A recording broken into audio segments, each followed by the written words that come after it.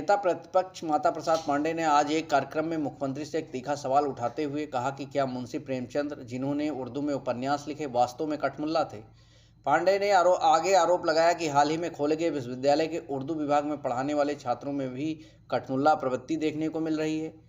उन्होंने स्पष्ट करते हुए कहा, मैं इस शब्द के प्रयोग पर आज आपत्ति करता हूँ। इस बयान के साथ ही पांडे ने सवाल उठाया कि मुख्यमंत्री जी इन ऐतिहासिक और सांस्कृतिक मुद्दों पर गौर फरमाते हैं।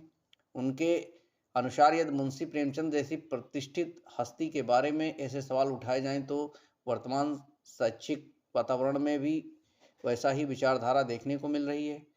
अभी तक मुख्यमंत्री के कार्यालय से इस मामले पर कोई प्रतिक्रिया नहीं आई है। इस विवादास्पद बयान से राजनीतिक और सामाजिक चर्चाओं में नई बहस छिड़ दी है। Prime time news, Lucknow.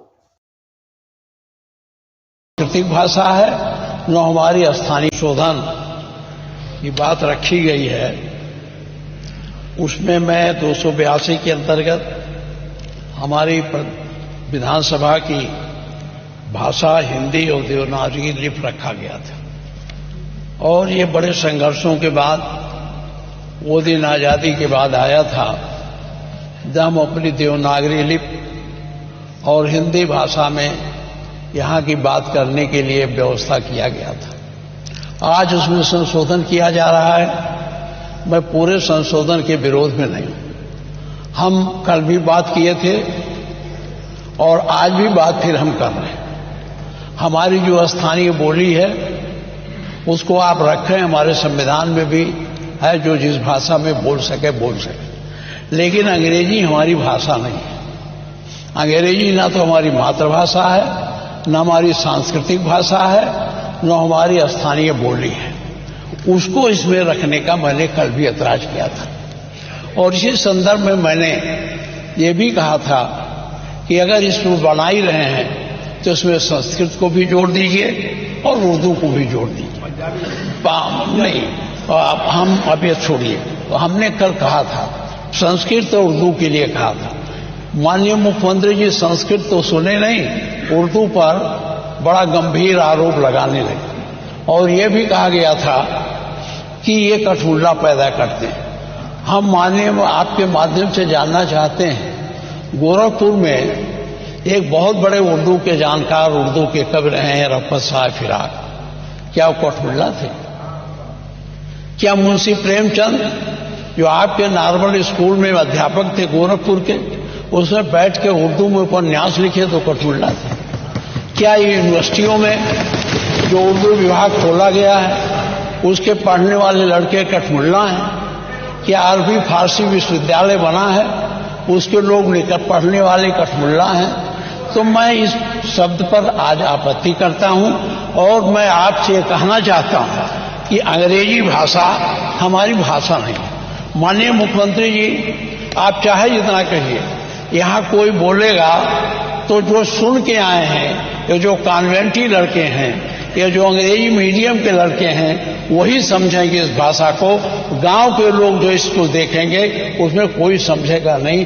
इसलिए मैं बहुत कानूनी दावपेच की बात नहीं करता, न मैं संवैधानिक बवाल करता हूं। वो हमारा जो अनुच्छेद 348 है उसके बंधों का अधीन रहते हुए राज्य के विधानमंडल में कार्य राज्य की भाषा या राजभाषाओं में या हिंदी में अंग्रेजी में किया जाएगा। तो हमारी राज्य की भाषा हिंदी है तो इसे हिंदी में करना चाहिए। अंग्रेजी का कोई महत्व नहीं है। अंग्रेजी का मैं पढ़ने में विरोध नहीं करता। जिसको पढ़ना है अंग्रेजी पढ़े, वर्ड्सवर्थ का पढ़े, उनको शेक्सपियर के नाटक को पढ़े, हमारे वो जो और ग्रंथ हैं चाहे कीट्स हो, शैली हो, इनकी कविताओं को पढ़ो। हम उसके विरोधी नहीं हैं। संस्कृत अंग्रेजी का ज्ञान प्राप्त करना गलत नहीं है, लेकिन अंग्रेजी के माध्यम से हमारे इस विधानसभा में नई प्रक्रिया शुरू करना, मैं इसका विरोध करता हूं। और मेरा आपसे आग्रह है कि अगर ये सब है तो माननीय मुख्यमंत्री जी उर्दू से चिढ़ जाते हैं। मैं ये अब ये सब रखने का समय नहीं। मैं आपसे कहना चाहता हूं कि आप अंग्रेजी को यहाँ न जोड़िए। अगर जोड़ना है तो आप संस्कृत को जोड़ दीजिए, जो हमारी भाषा है, जिस संस्कृत से सारे भाषाओं का उद्भव हुआ है, और उर्दू जोड़ दीजिए। उर्दू भी बड़ी पैमाने में बोला जाता है। हमारा मुख्यमंत्री जी तो उर्दू पर नाराज हो जाते हैं कि इनका अपना एजेंडा है जो आप चलाना चाहिए।